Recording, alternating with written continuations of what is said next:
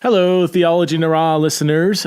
You are about to hear an interview that I recorded with my good friend, Evan Wickham. Evan Wickham is a worship artist. He is an accomplished musician. He is a pastor and a church planter. He's also, I would say, a theologian, even though he might deny that title. But you're going to hear us banter around about various issues in evangelicalism. You're going to hear us talk about the Benedict option, about the benefit that Sunday morning worship music has for discipleship. You're going to hear us talk about open theism. You're going to hear us talk about all kinds of things. I know you're going to enjoy this episode, so I'm excited for you to listen to it. If you are a regular listener to the show, or even a new listener to the show, and you have benefited from the show, please consider supporting the show through Patreon. You can go to patreon.com/theology in the raw and support the show for as little as $5 a month. And in return, you get access to all kinds of premium content, including monthly podcasts that only my Patreon listeners can listen to. You can read blogs that I write once a month for my Patreon supporters. So there's lots of goodies in there for you if, again, you have benefited from the show. Without further ado, here is Evan Wickham. Shattered pieces, frayed and torn, scattered people, a house divided, a love forlorn, a body breaking. Don't know us by our love, don't know us by our love. What will become of us if all we want is blood? Father, make us one, new humanity. Jesus, send your love, let division cease. Spirit, grant us peace. Blessed Trinity, make us one like you are one. Greetings and welcome to another episode of Theology in the Raw. I am sitting here in my basement all alone, but my good friend Evan Wickham is down in San Diego. I don't think you're in a basement. You don't have a basement. Where are you? Are you at home? It's a garage. It's a garage. So he's in his garage. I'm in my Kinda basement. like a studio. We should start like a band. You're in your garage. I'm in the basement. This is like, dude, this is Yeah. what. Yeah, I have all my instruments here. Nice. I have no. Actually, I do have some instruments, but you don't want to hear them. Anyway, I am here with Evan Wickham, and Evan is my guest on today's Theology in the Raw podcast. And I'm really excited about this episode for several reasons. For one, as you're going to find out, Evan is an all-around awesome guy and gives me hope for the future of evangelicalism for various reasons. But also, besides just who you are in your story, Evan, I think, correct me if I'm wrong, I think you are a longtime listener of Theology in the Raw, going back to like when I had made, I think, a few hundred listeners. I feel like you were there. I think I remember seeing you on social media sharing my stuff. I'm like, I didn't think anybody was listening to this, and here's Evan Wickham sharing my stuff. Do you remember kind of the year or general time when you started listening to Theology in the Raw? Well, yeah, I think I started listening when you came to Portland to do one of your first faith, sexuality, gender forums at Imago Dei Church. Josh Butler was there. Right. And I came with a group from my church there, and then I was like, wow, this guy knows what he's talking about. I've seen his books. I haven't really heard him speak, but it was a great day and hooked ever since. I think it was 2000. I want to say 15. So about 3 years ago. That was October. I think it was in the fall sometime. So if not 14, I think it was 4 years ago. Might have been. All right, so let's jump into it. Evan Wickham, who is Evan Wickham? Tell me your backstory. For people that don't know who you are, get us up to speed on who you are and where you are at in life right now. Yeah, so, I grew up in Southern California, a child of baby boomers, saved out of the drug culture of the 60s, the full Jesus movement child thing. My parents were in those Jesus People bands that came out of that movement. They were Calvary Chapel pastors and Calvary Chapel worship leaders. And so I saw the tail end of what many call, the last quote unquote Great Awakening of America or whatever, the Jesus movement. Is that what people call it? Do people refer people within the movement call it that. Okay, fair enough. So in the early 80s, it was a great time, and I feel like I grew up in spiritual Disneyland in some ways. Like, my church campus, 20,000 people going to this thing. It was also my school campus, was also my basketball camp, was also my karate class. It was like this totally non-realistic but beautiful bubble that I lived in, where the Bible was everywhere, but I didn't see anything else. And so I took a lot for granted. And it was kind of like a lot of a good thing without a lot of mission. And so, kind of growing out of that into my teens and 20s, realized God had called me into the ministry, but it would look maybe more integrated with culture than I had seen before. I married my high school sweetheart when we were 19. Wow. That's inadvisable. Really? No, it was great for us. Great for us. But that's what everybody says. That's what everybody says who did that. Like, well, it worked for us, but it's not going to work for you. Keep going. Sorry, keep going. So we had a bunch of kids. We have 5 kids now. So we were 19 years old back in 2000. And that's when we really started serving the church. Youth ministry, worship ministry, and the worship ministry thing kind of took me out into the wider Christian world, and I got to see a lot of what the church was made of, at least in America and some in Europe, and it was beautiful to see people worshiping the same Jesus. You could really see the Ephesians 4:1-6 thing in motion: one Lord, one Spirit, one baptism, and the things that united the church globally were fewer but stronger than the things that seemed to be so valued in the bubble I grew up in. Wow. So that was really exciting to me, to see that we can, this is what healthy disagreement looks like. Oh, this is what uniting around the creedal core gospel components looks like, and allowing room for all kinds of disparity in the minors. And disagreement, and that was something I hadn't grown up around. It was beautiful to see. And so I wanted to be part of like a local church that embodied that kind of unity and celebration of diversity. And so, we were late 20s, and I felt the itch to plant a church. But at that time, I knew that I was going to plant a church purely because I was going to get it right, where everyone else got it wrong. Of course. And that's the worst reason to do anything I've found at all, ever. So we moved to Portland. We were part of the whole Jesus Church family. Back then it was Solid Rock. John Mark Comer, who you've had on this podcast before, he is a dear friend of mine, goes back a decade, and he was really instrumental in shaping my theology and my methodology in ministry and in thinking about all of life. And so that's kind of the leadership in Portland that I came under to be shaped and sent back to San Diego to plant what is now Park Hill Church in San Diego. When did you leave a Jesus Church to plant the church? It was a little over a year ago, right? I know there's a lot of kind of preparation and everything involved, but when did Park Hill actually start? Yeah, Park Hill was technically a replant. Oh, right. So there were like 60 or 80 people that were praying for something new in San Diego. Their former pastor was unhealthy. He would say, "Hey, I'm unhealthy. I can't do this. I just don't know how to leave. Pray for what's next." It was a typical kind of fading church in a big building in America. But they were praying like, how are we supposed to transition gracefully?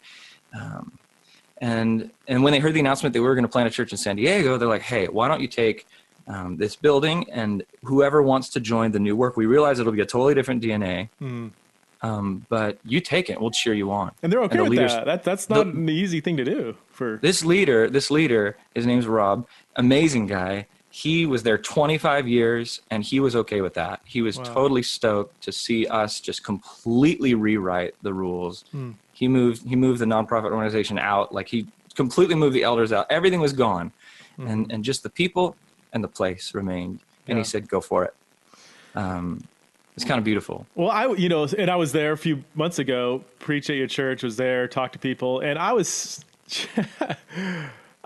every church has its problems. I'm sure you could have lots of stories you're not allowed to share on the air about pastoring. All I know is you have a wonderful congregation of people. And in the short time I spent, I was just so impressed with, just the vibe, the tone, the passion, the authenticity, the several conversations I had with people, the theological diversity. I didn't preach the easiest message, and some people let me know that. Other people loved it, but I love that. Like, it was just what you described before or this is off the air when I was talking about my Theology Nara audience. I was trying to describe all y'all out there who are listening to this.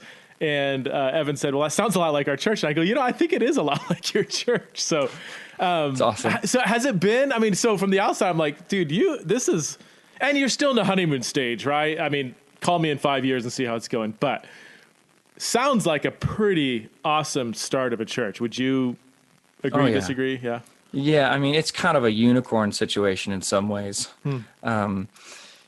We thought we'd start in our living room where you can really get to know one another relationally. I've heard you talk about church and how church looks and how church works and all that on this podcast. And I agree with so much of it. I can't even think of anything I disagree with on right now. I'm sure there's something. But that's what we thought we'd plant. Yeah. Something super close. But it started overnight with 300 to 400 folks. And I'm like, okay, this is not, who are we really? What's really happening here? Is this an event that people are excited about on Sunday? Because that's not a church. Right. But it's been really cool to see people, like there's like 17 communities that have slowly formed out of that mass that are owning the DNA of the church and are understanding what it means to live holistically gospel-centered lives. And yeah, it's a unicorn situation in that we are facing a lot of problems now that are a product of healthy church life. Right. And a product of, more people around than you actually know. So there's all kinds of, folks I'm talking to that have been there 6 months that I've never seen. They're like, oh, we've been here 6 months. We figured we'd finally say hi. I'm like, oh my gosh, I hate this. Yeah. I really want to know you. I want to know what's going on. Who are we? So we're still in the who are we phase. Right. And again, when did you start? It was like less than a year ago, right? Yeah, we officially launched on Christmas Eve 2017. Wow. Oh my God. Yeah, we've been building up on Sundays through the summer before that, but okay. The official launch. Now, so let me go back a little bit in your story. You've been a worship leader for a number of years, still are. You've been a pastor, now church planner. You also, and you're not going to like the title, I'm sure, but you're a theologian, right? I mean, on some level, you may say, well, I'm not like an academic professor, but you have an incredible theological mind. I mean, and you think on a very, very high level. You read a ton of stuff. You have a seminary, a master's degree in theology. Can you just maybe go back and describe your theological journey? What makes you tick theologically? What are the things that gets you going? What are some things maybe you've changed your mind on, or if, as I like to say, progressed more toward the Bible on, rather than drifting away, Well, first of all, I'm in the last semester of my master's degree right now. Oh, you're still there? Okay. Yeah. So I get that degree after this fall. Okay. But so what have I changed on theologically? That's good. Well, I grew up in an environment where, late great planet Earth, doom and gloom, have your newspaper open with your Bible next to it and just kind of count the days every New Year's Eve because white knuckle it to the rapture, y'all, or whatever. I wish that was an overstatement. I'm laughing because it's like people are like, no, that's a caricature. I'm like, no, that's pretty. Yeah, and an urgency about Jesus' return should always mark the church. Obviously, like we live in light of the imminent return of our Messiah. But when when it's almost fearful in the way that it drives the sermons and it drives the week in and week out, I think you lose sight of the mission in your city and the fact that there are people that are like 12, 13 years old in your city that we need to start training for, like when they're leading the church. Okay. So like if Christ is coming back and it's going to be fearful, then why train the 12-year-olds? Why train the 13-year-olds? That was kind of the ethos in some ways as we grew up. But I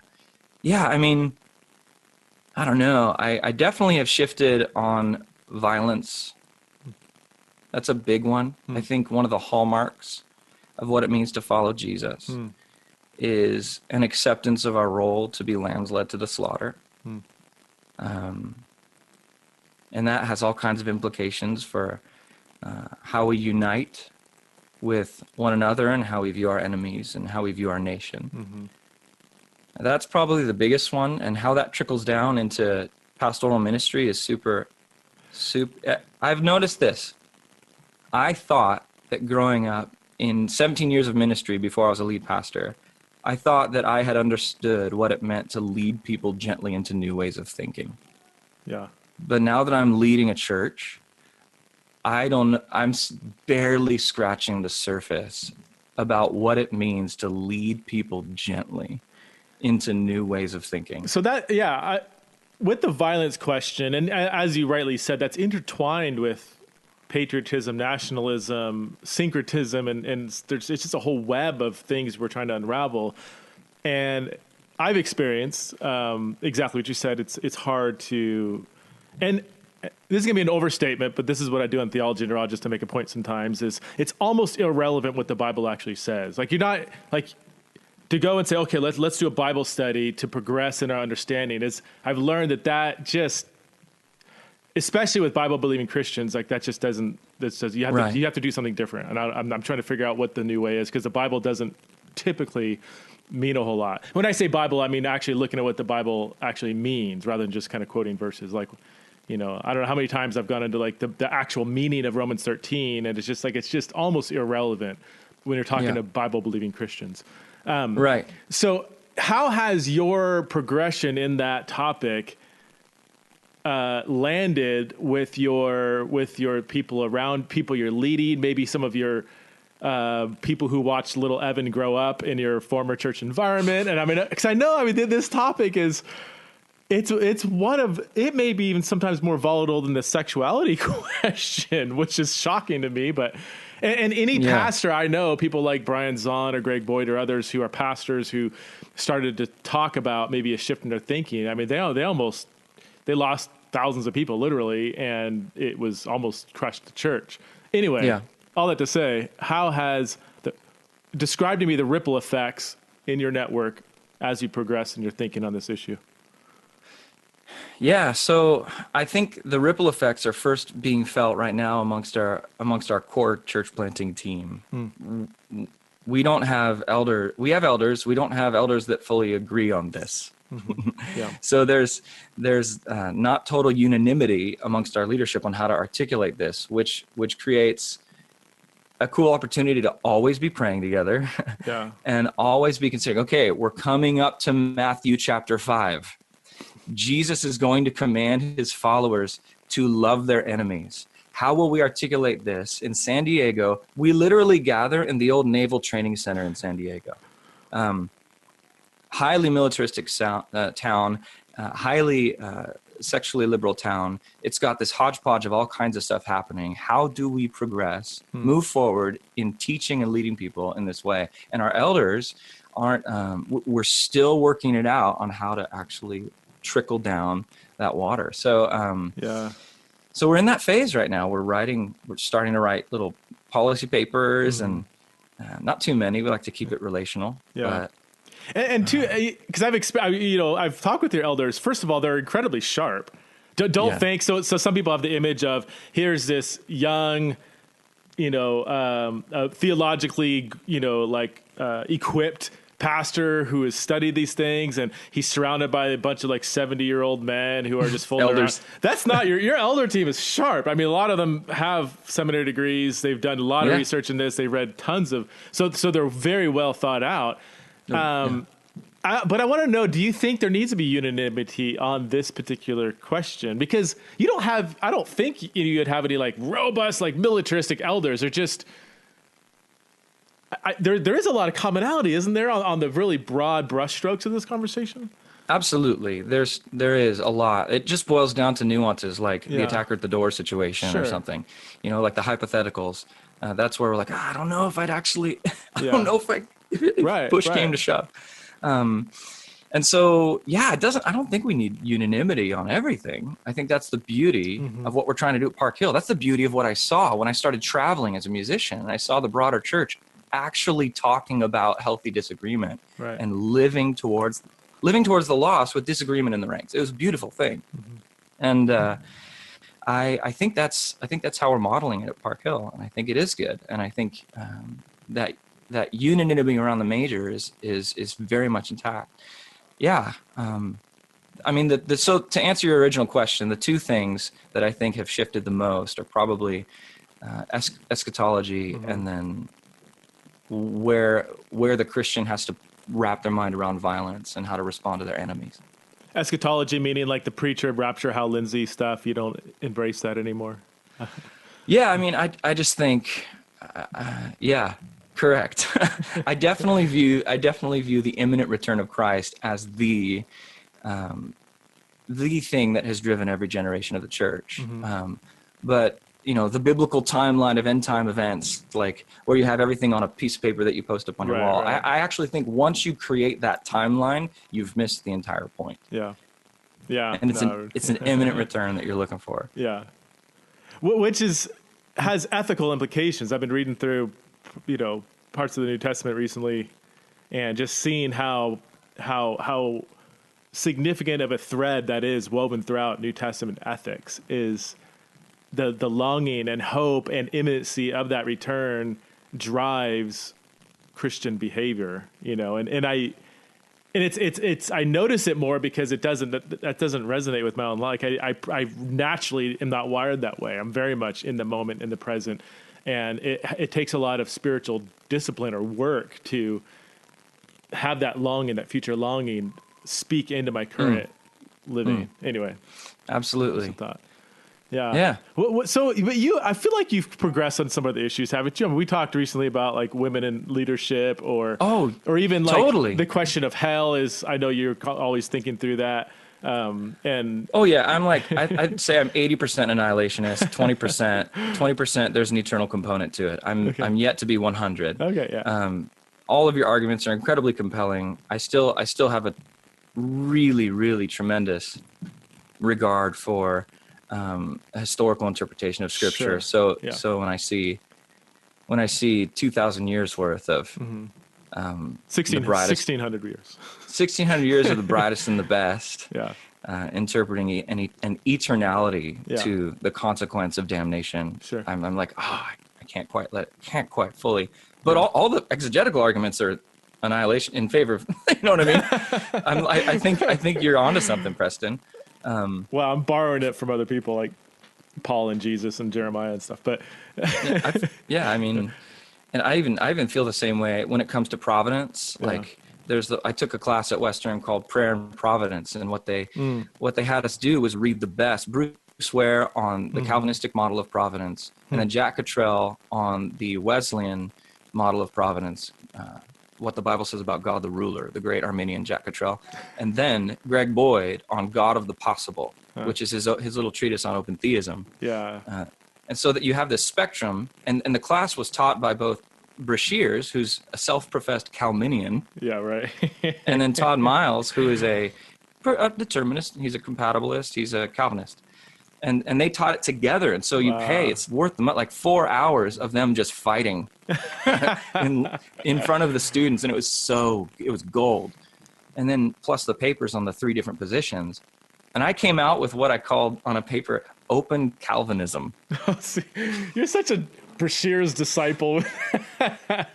Open Calvinist. So I definitely see. I mean, gosh, the fact that God is a God who takes the risk at his own peril of creating people that would respond to him and in love. And what do you think about open theism? So I get this question a lot. I've never read the kind of significant, like God of the Possible, or who's that other dude? The tall, lanky. Oh, right. Was it not Pinnock? Pinnock, yeah, Pinnock. Yeah. I think he's tall and lanky. Back in the 90s, there was like 3 or 4 books that were written on this that were, in my theological training, they had us read the critiques of those books, but not the actual books. Which looking back, at the time it made sense. It's like, why would I want to read the mistake? I just want to read the truth. Why read the error? Just fill yourself with the truth. And now looking back, it's just it's just so bizarre that was under the umbrella of education. But so I've never actually read these. I get questions about it from time to time. What do you think about open theism? And for me, anything is on the table until proven unbiblical, So I'm kind of like, I don't know. I'm willing to learn, I typically lean more reform, but the more I unpack some of my theological, directions, I guess, people say, yeah, that's not very reformed. Like, oh, so be it. Like, I'm not tied to the reform. I just happen to come from that and still resonate with a lot of the things in the reform sort of camp. But, what are your thoughts on open theism? Is it heresy? Is it dangerous but not heresy? Or is it, no, this is a legitimate biblical option? And my assumption is there's probably a lot of misunderstanding of what open theism is even saying. I agree with your assumption. So much misunderstanding. And regarding it being heresy, I'll just copy what my church history professor said. Like, we don't have any right to call anything heresy anymore. Aside from what has been dubbed by the ecumenical councils as heresy. The most we can do now is find a view like neo-Marcionism or something and say that was dubbed heresy then on this date. So heresy has a situational component. Something could be heresy at one point and not at another. I think so. That might be an inappropriate definition of heresy, but I totally think that heresy is something that has been. You need an ecumenical council to dub it as heresy. We don't have one anymore. Like, with 40,000 denominations and plus, all kinds of stuff happening. Well, could Protestants even declare something heresy? I mean, because back when the idea, concept, word was even formed, like you said, they had they had the whole kind of representative of the church saying, we agree that this is outside the bounds of orthodoxy. We don't. Protestantism doesn't have that, right? Totally. We don't have the means by which any of us could claim anything as heresy in any meaningful way, because there's no ecumenical council anymore. There's it's like a 7-legged octopus. You got Catholic, Orthodox, Anglican, Charismatic, Protestant, and Anabaptist, and I think one more, but Evangelical or something. And if we get together, most we can do now is point back to a council. And open theism was not on the table back then, which to me is its biggest drawback. That open theism is so new in its articulation. And that obviously makes Christians scared, rightfully so. What about, I'm just thinking out loud here, I could be speaking completely beyond what I know, wouldn't be the first time.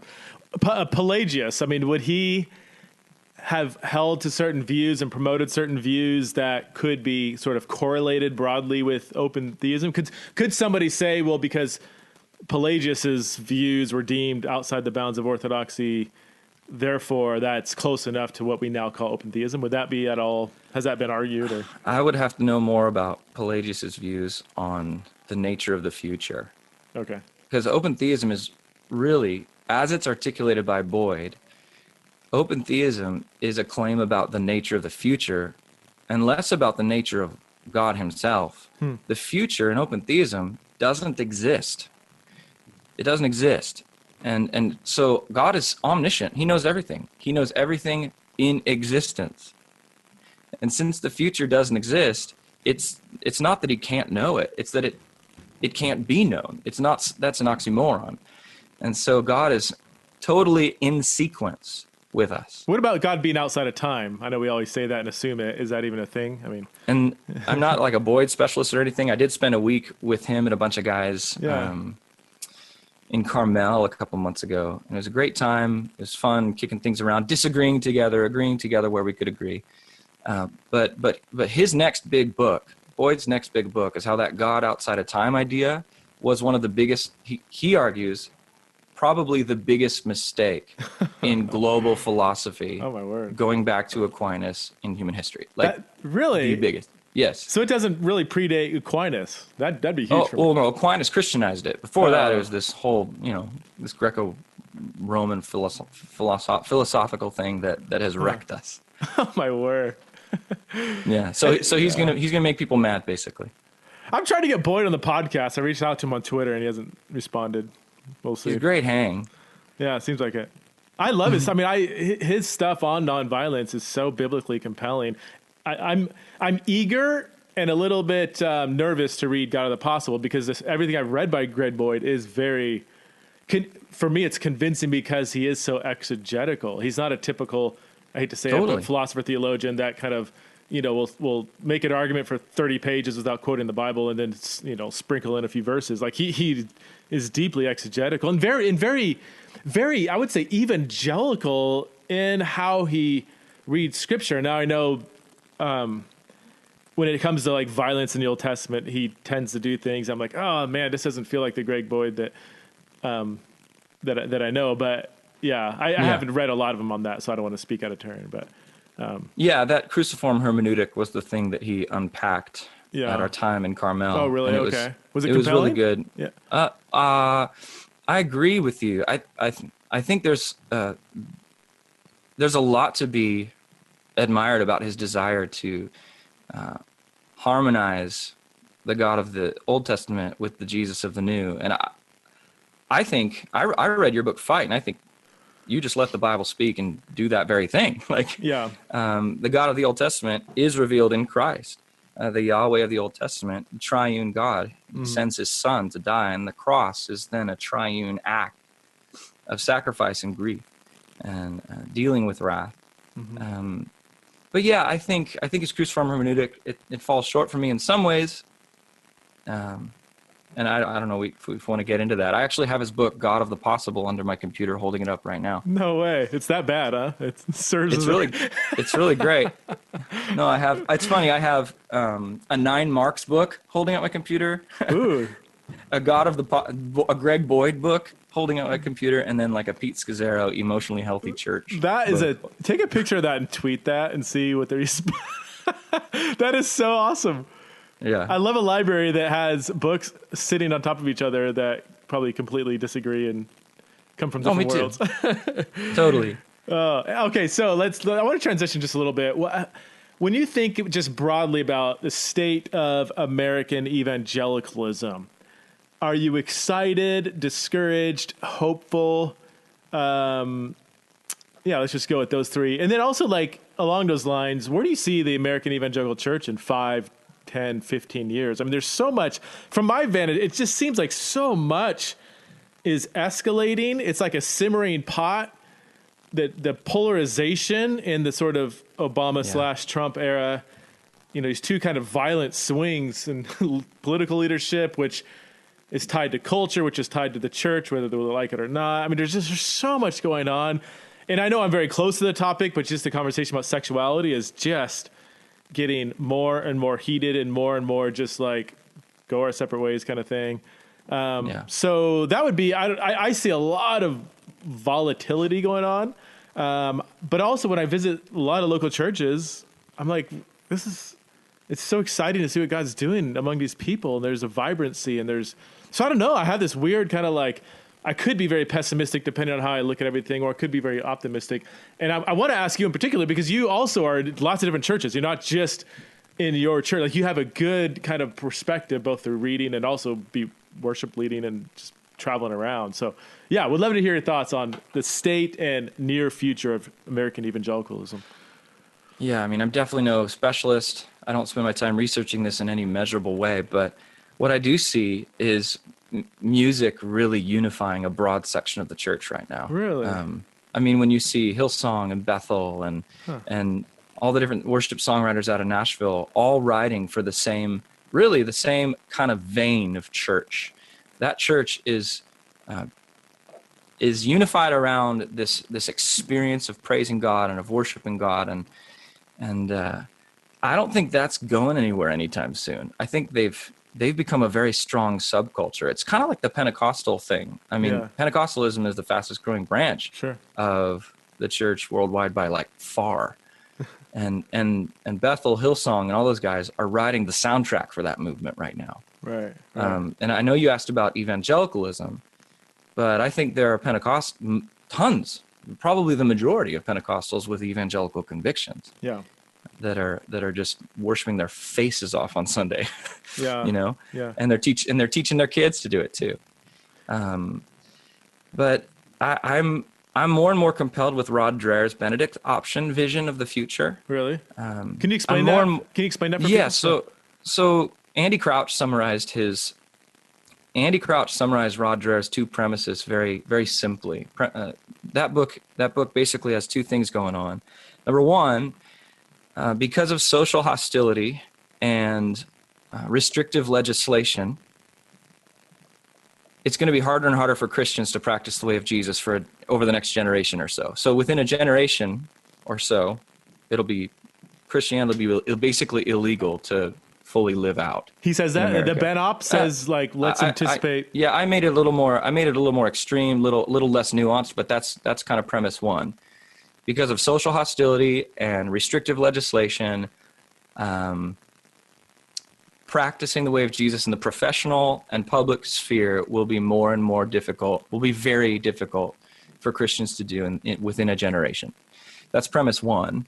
And premise two is because of meager, anemic discipleship pathways that the church has offered people, we've created a cancer from the inside out, which makes legal restrictions all the easier to cave into later on.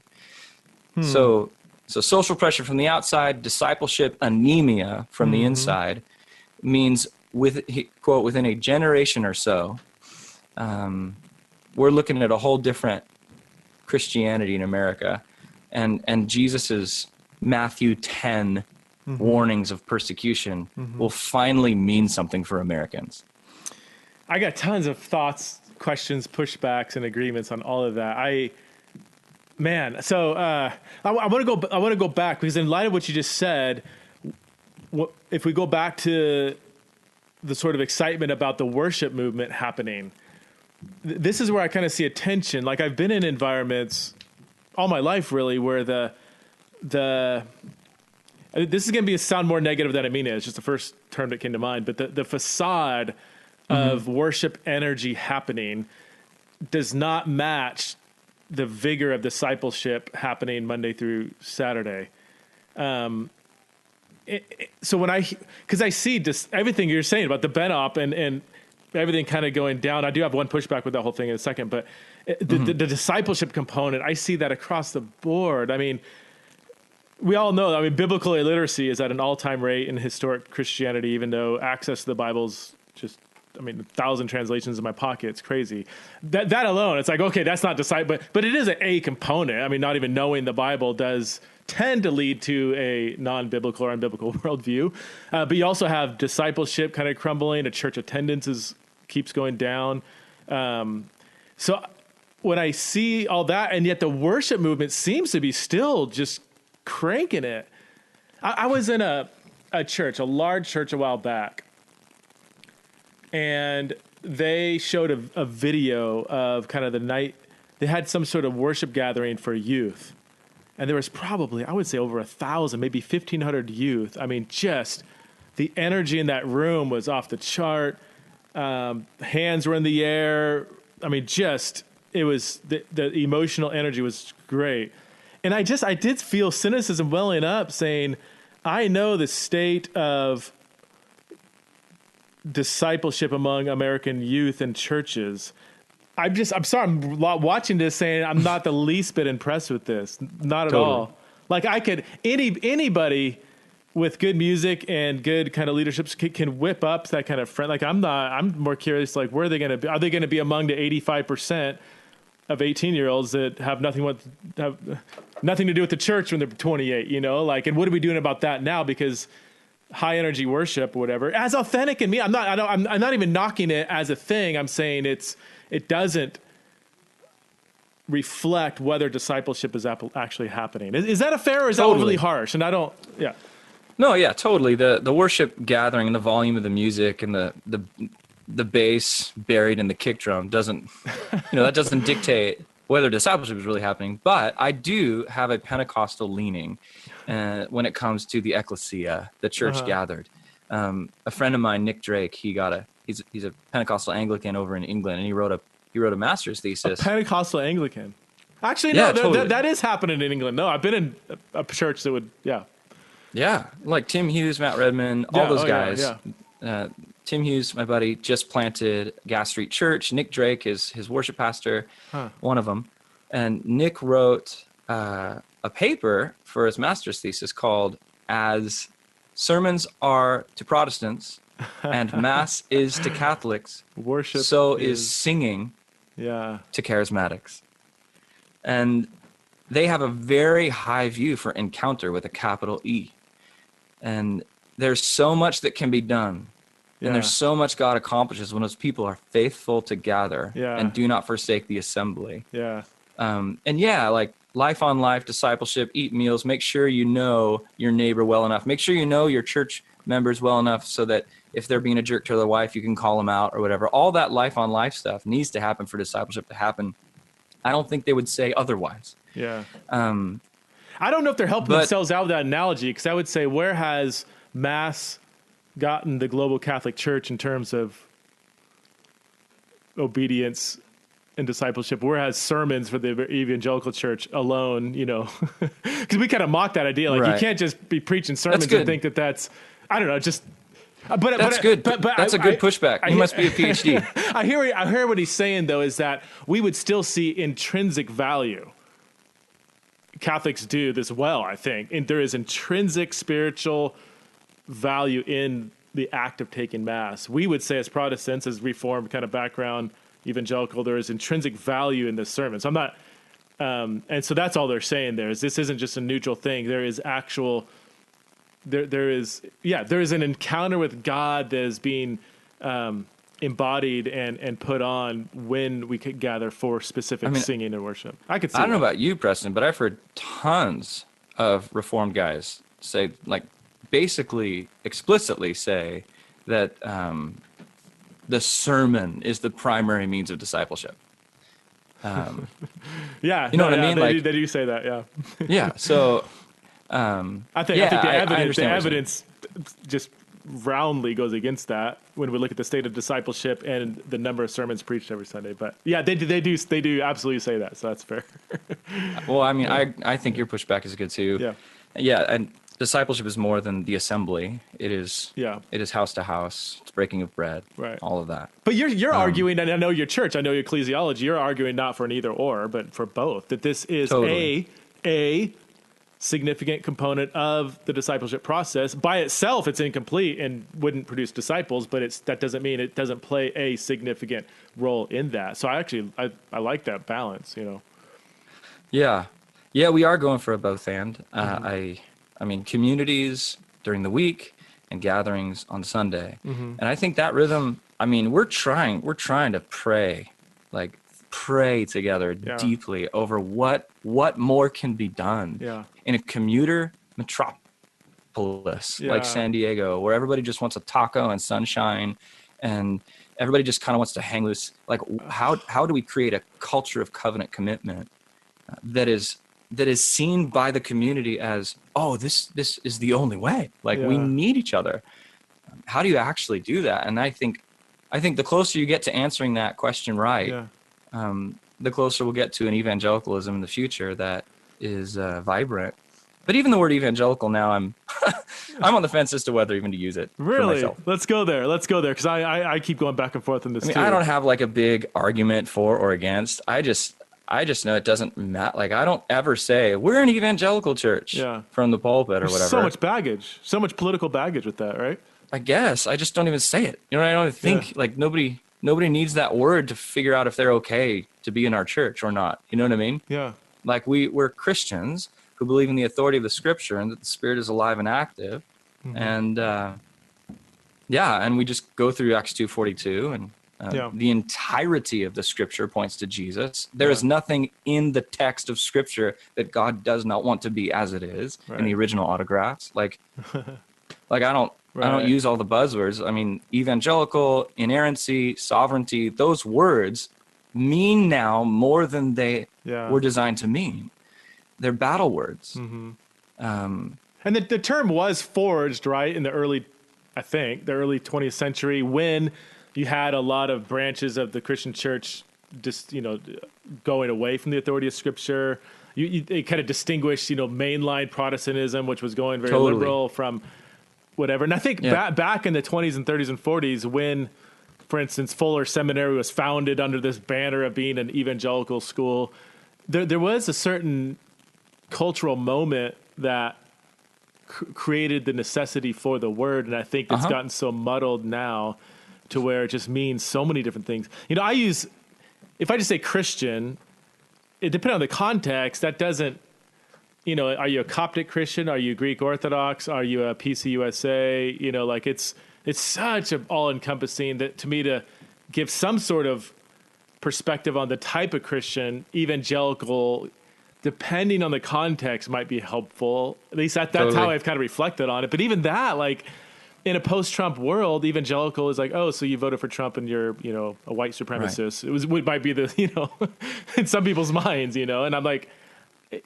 yeah, I don't know. I'm kind of with you on whether or not it's a helpful word anymore. Yeah, I mean, what would replace it? I have theological evangelical convictions, right?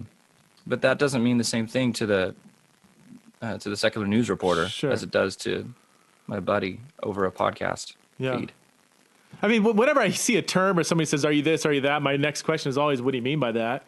And then when they try to explain it, I'm usually like, "What do you mean by that, that, and that?" Because if you're trying to figure me out, that's going to take a relationship and a very long conversation over good coffee or craft beer. It's not going to happen in what label do you fit under. But hey, I want to go. Oh, go ahead. Oh, I was just going to say, in all of this, everything you're saying right now, I mean, if my wife were part of this conversation, she's constantly encouraging me lovingly, like, because I love to push the envelope. I love to try to get people to where I'm at in my brain. Yeah. But she sees all the collateral damage in the process. Like, she's constantly saying, just lead gently. Yeah. Yeah. Imagine me. She's like, imagine me 8 years ago with you as my husband. She's like, Park Hill Church is me 8 years ago. So lead them gently. Yeah. They haven't seen all the papers you've written and all the shifts you've made. And that's a good word. Well, your wife is so relational and she understands the way people are wired. And I could not agree more. I mean, I don't always do this. It depends on the forum too. There's certain avenues where I feel like I'm a bit more bold and maybe prophetic. But in a embodied pastoral ongoing environment like a church, I'm a big fan of baby steps, you know, or of don't if the person is here and you think they need to be here, don't go here to here, like go here to here, and then maybe here, and then maybe reaffirm this. This is good too. Don't leave this. Like, what about this? Yeah. Well, I'm still biblical. Let's you know, it takes a long process. Nobody is drop kicked into a new way of thinking, and then having the humility that, okay, they're here, you're here. Maybe you need to be here. You know, like maybe we haven't arrived. I've had to do that. I've had to go back. Yeah. I can't think exactly on what, but I remember the feeling of confessing that I'm wrong for thinking something. Oh man, you know what I mean? It's humbling. I need to spend 5 minutes reflecting on how that went, but. All right, so I want to go back to the whole Benedict option because I'm very intrigued by it. I need to read the book. I haven't read the book yet. I always hear about it, kind of like open theism from a distance. I'm like, I could see some stuff there that it might be interesting. But I would almost say I think he's very much onto something. I think his prophecies might come true. I would have said that a year ago. But in the last year, I've just, and maybe it's based on some of the people I'm reading, like Jonathan Haidt or Steven Pinker or even Jordan Peterson, listening to podcasts by Joe Rogan and others these are all political figures for the intellectual, political, non-Christian figures for the most part. But there seems to be a reaction against the so-called radical left by people who are on the left. I mean, like Steven Pinker is a flaming liberal. I mean, when he talks about Christianity, it's just insulting, you know? I mean, but he would say things that would, he's gotten tarred and feathered by the radical left. Here is one of the top 100 public intellectuals in the world today, taught at MIT, Harvard, Stanford. Right. Brilliant. I mean, the guy is just off the chart brilliant. This is my conservative, we always say flaming liberal, but he's so liberal. He's so liberal. And for him to say things like men and women have biological differences, And that might lead to different interests and outcome in the number or percentage of males and females that want to work at certain jobs. And when there's fewer women in STEM jobs, that might not be discrimination. We actually live in a very progressive society where there's not much discrimination against women. I think it's inflated. This is all him talking, and it shows tons of research and everything. He says we racism and hate crimes, racially driven hate crimes, are at an all-time low in the history of the universe. Wow. Yeah. Oh, he gets killed for that. And it doesn't matter what facts he cites. And he's like, he's so liberal. So he's like, I'm not, this is just what the facts say. I'm not. So you take people like that, or Jonathan Haidt, or, Peterson's a whole different thing, but you have this massive pushback against the radical left, a push towards free speech, freedom of religion, by people on the intellectual dark web, if you're familiar with that, who almost all of them would be liberals. So I don't know. I think there's this little swing saying, I think we're going too far, man. We are a nation of freedom and freedom of religion and freedom of, being able to speak ideas that people disagree with. So I wonder if the extreme left will end up kind of cannibalizing itself so that we don't lead to, in 10 years, freedom of religion being threatened. I would love to hear your thoughts on that. Yeah, I haven't heard Hyatt. I've seen quite a bit of Peterson. Yeah. I'm not like a fan, like a total man crush Peterson guy. Yeah.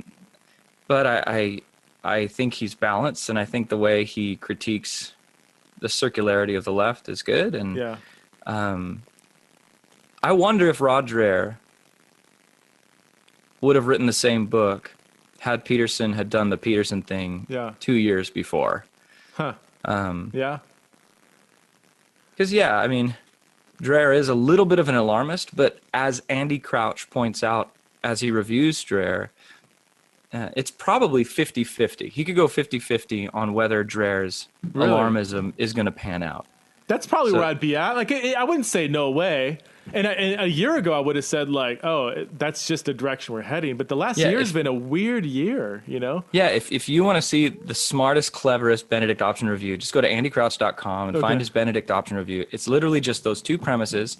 The first premise, will the government make it hard for Christians to be Christians?